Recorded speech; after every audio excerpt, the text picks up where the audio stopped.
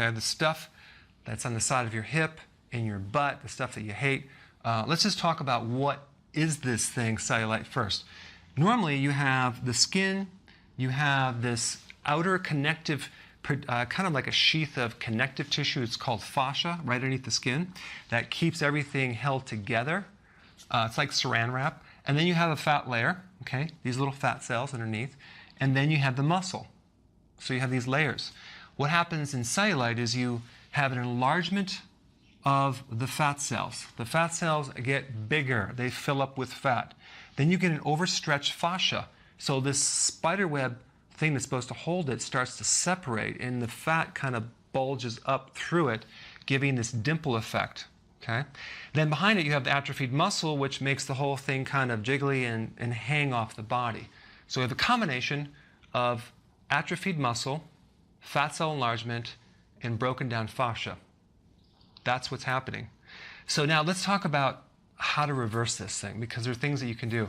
Like if you had a pregnancy and you basically gained a lot of weight and then lost a lot of weight, and then you went on a diet and gained a lot of weight and lost a lot of weight, you're eventually going to get cellulite, because you're creating this overstretching of your fascia, and that can do it as well.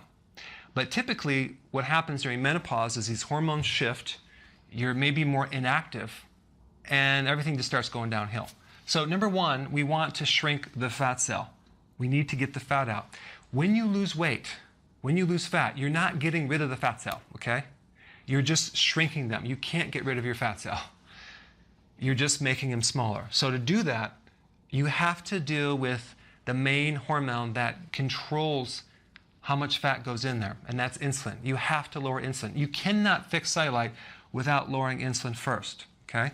How do you lower insulin? I put a link down below, but typically you're going to have to change the eating plan. You have to cut out the carbs. You're going to have to do intermittent fasting.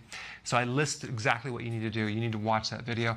That will decrease this fat for sure, okay? Because this is bigger, this fat is also producing inflammation too, so it's probably very, very sore in your hips and thighs as well. But once you reduce that, the soreness will go away. So we want to lower insulin. Number two, we want to tighten up this fascia. This fascia is controlled by hormones, specifically growth hormone. Growth hormone is the anti-aging hormone that is involved with all proteins in the body, not just the hair, skin, nails, but the fascia around your hips, your buttocks, and around that fat. If you try to lose weight unhealthily, you never fix the growth hormone factor, and you end up never getting rid of the cellulite. So this is about really getting the liver healthy. It's about triggering growth hormone as much as you can. It's not about taking hormones. It's about, you have to do some type of exercise. You have to, there's no way around it. You have to physically move those muscles in there to activate it. But the best is a combination of a little higher intense full body exercise, specifically, you know, in the hips and thighs, but then lots of rest. The key is recovery and sleep. So we want to increase the sleep, increase the high intensity, lots of rest, make sure you don't overtrain. And then you can get this fascia back, and the muscle as well.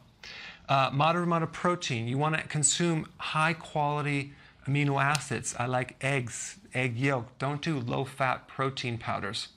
You want to add more fat. If you do a protein powder, add fat to it. Intermittent fasting, vital, because intermittent fasting triggers growth hormone.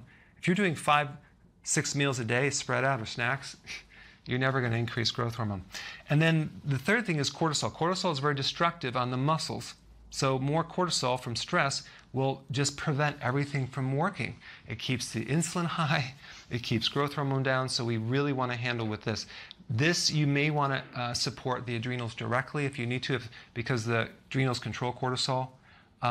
But typically what you have to do is you have to cut the stress out, increase the sleep, very vital, and then also vitamin D. Get sun if you can. More sun would be better. And a lot of walking. Walking will also lower cortisol. So the combination on the days off that you don't do the high intensity, go for a walk. Very important. And then the last thing is estrogen. Estrogen, if you ever notice, more women get cellulite than men because of the estrogen component. Estrogen makes fat, unfortunately. Estrogen puts the fat around the hips.